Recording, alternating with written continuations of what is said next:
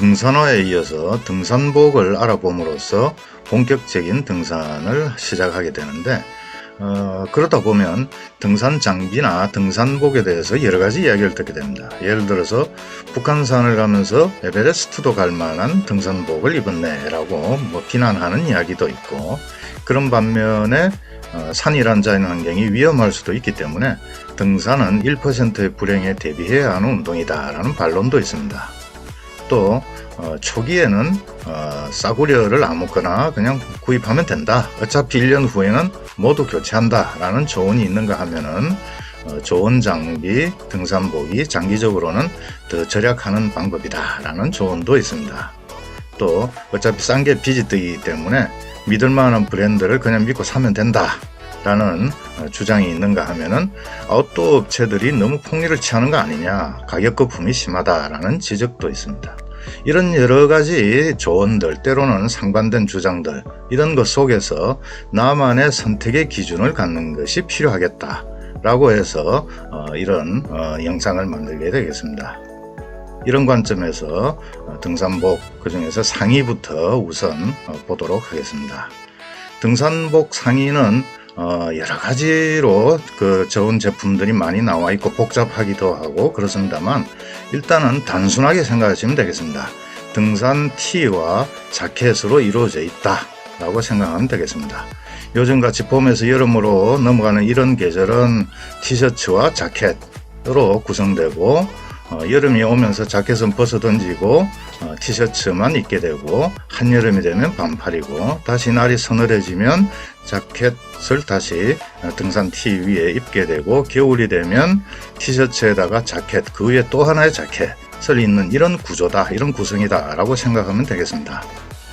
등산복을 입는 방법은 얇은 티셔츠 위에 두꺼운 티셔츠 그리고 자켓, 이런 방식이 아니고 앞이 저렇게 지프로 완전히 열리는 자켓 방식으로 입고 벗고 하는 그런 방식으로 갖추어야 된다 라는 건데, 그게 바로 레이어링이라는 개념입니다. 겹쳐 입기 되는데, 이 레이어링을 설명하는 이런 그림들도 있고 그렇습니다. 베이스 레이어, 미들 레이어, 프로텍션 레이어 이럽니다만, 이거는 결국은 그 말이죠. 등산 티셔츠와 자켓 그리고 또 자켓, 이런 식으로 입는다라는 게 레이어링이 되겠습니다. 자켓이 소프트쉘도 있고 하드쉘도 있고 합니다만, 이거는 추가로 설명을 드리기로 하고, 요는 등산복은 두터운 옷을 한 겹 입는 게 아니라 얇은 옷을 겹쳐 입는 것이다 라는 개념이 되겠습니다.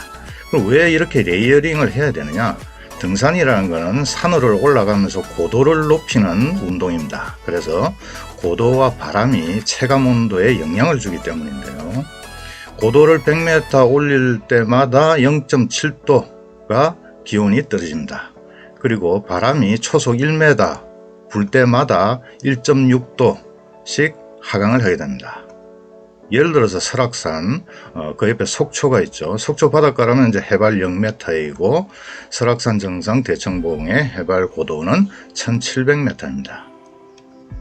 대청봉 정상에 바람이 초속 5m 정도, 이런 부드러운 바람이 분다고 가정했을 때, 속초 시내가 기온이 0도일 때 대청봉의 체감 온도는 얼마일까? 고도차가 1700이기 때문에 기온차가 12도 정도 납니다. 그리고 바람이 약 8도 정도로 땀을 식히면서 열을 뺏어가는 거죠. 그래서 대청봉 정상은 기온이 영하 20도가 됩니다. 등산이라는 운동이 0도와 영하 20도를 오르내리면서 겪는 운동이다. 그래서 레이어링이 필요하다라는 것입니다. 그러면 이제 레이어링이라는 게 자켓을 입고 벗고 하는 건데, 그럼 언제 입고 벗고 할 거냐? 그거는 움직일 때 벗고 멈추면 입어라, 이렇게 표현을 합니다. 등산을 가는 거는 도심의 대중교통 이용하고 해서 티셔츠와 자켓을 입고 이동을 해서 산 밑에서 자켓을 벗고는 오르막에서는 티셔츠만 입고 올라가게 됩니다.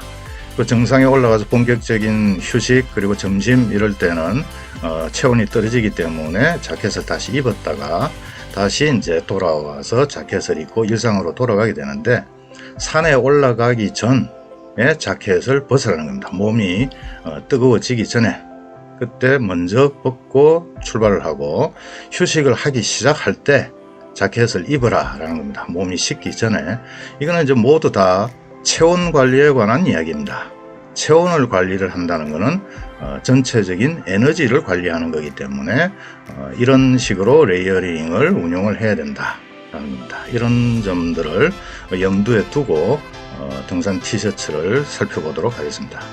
등산 티셔츠의 모양은 다 비슷합니다. 앞에 이렇게 지프가 있어서 올리고 내리고 해서 이제 바람 통풍을 조절해서 체온을 조절하는데, 이 부분은 이제 집내기라고 하고, 카라 부분은 자외선을 목 부위를 막아주는 이런 모습이죠. 일반 티셔츠와 등산 티셔츠의 큰 차이는 원단에 있습니다.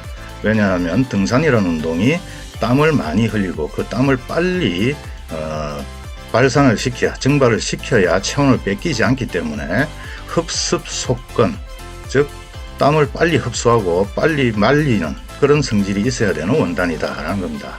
일반적인 티셔츠 같은 경우는 면을 많이 쓰죠. 땀 흡수가 잘 되고 촉감이 좋고 해서.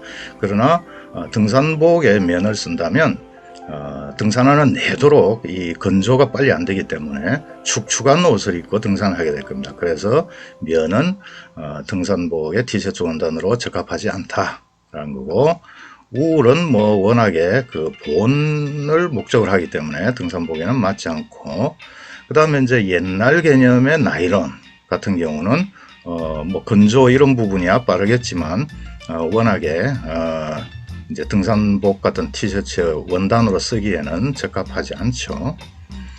지금은 이 나일론의 일종이라고 할 수 있겠습니다만 폴리에스터가 많이 쓰입니다.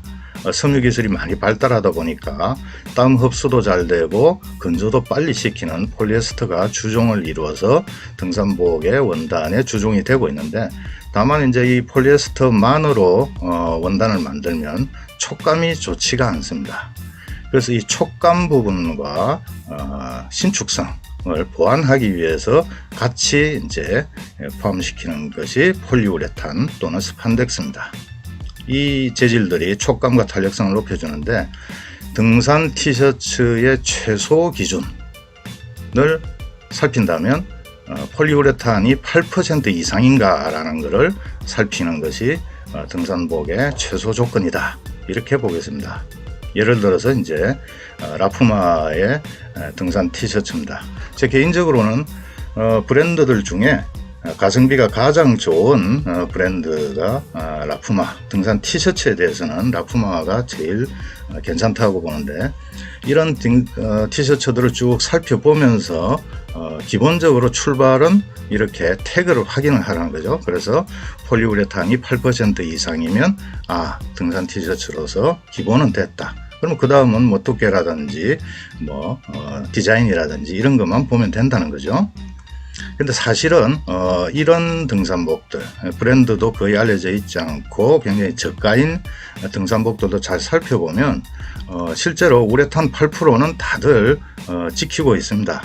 그러니까 완전히 엉터리가 아니라면, 그렇다면 등산복들은 우레탄 8%는 들어가야 된다라는 게 등산복으로서의 기본 원단의 조건이라는 것은 다들 알고 있다는 거죠.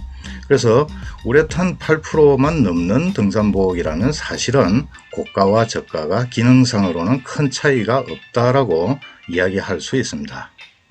고가 제품의 예를 들어서 마무트와 함께 이제 등산복의 양대 산맥이라 할 수 있는 아크테릭스의 티셔츠를 보면은 이런 고가의 제품을 만드는 브랜드들은 폴리에스터도 같은 폴리에스터가 아니고 독자적인 기술로 이걸 만듭니다.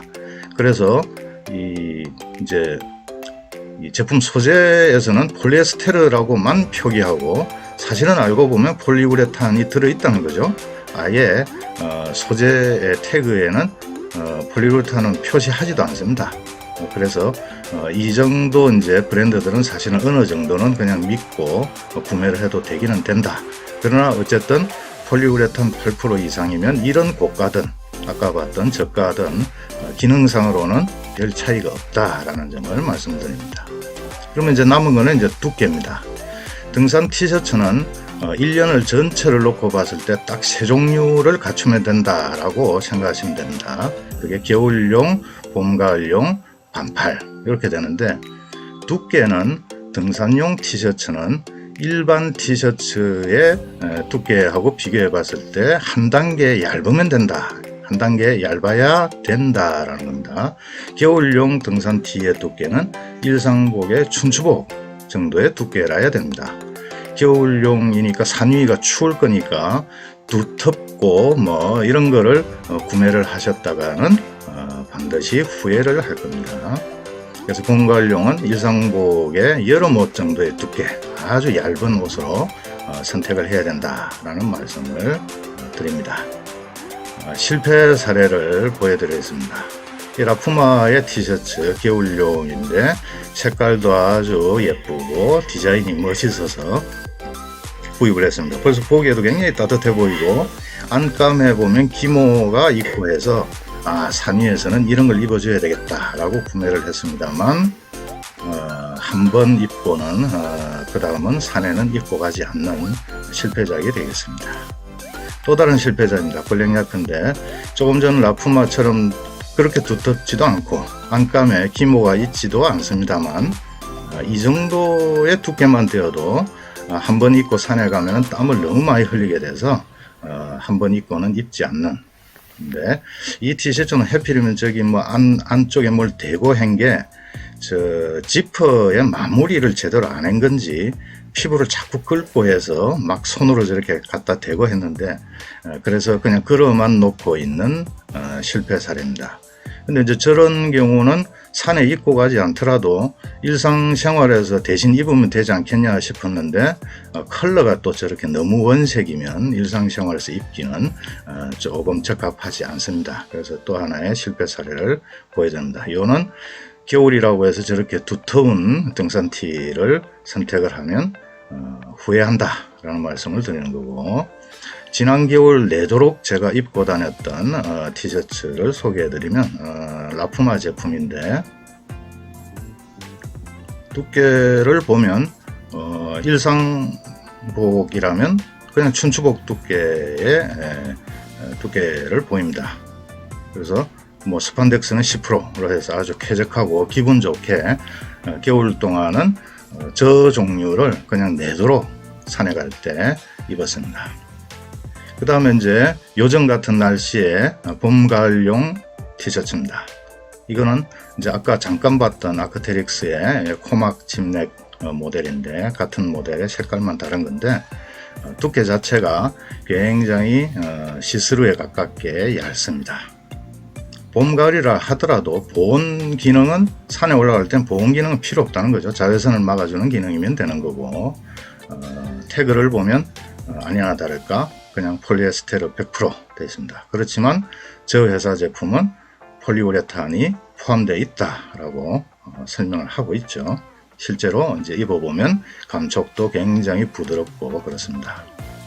자, 아크테릭스 티셔츠보다도 더 제가 애용하는 티셔츠가 요즘 입고 다닙니다. 이 티셔츠인데, 이거는 고속도로 휴게소에서 지나가다가 15,000원인가 주고 샀습니다.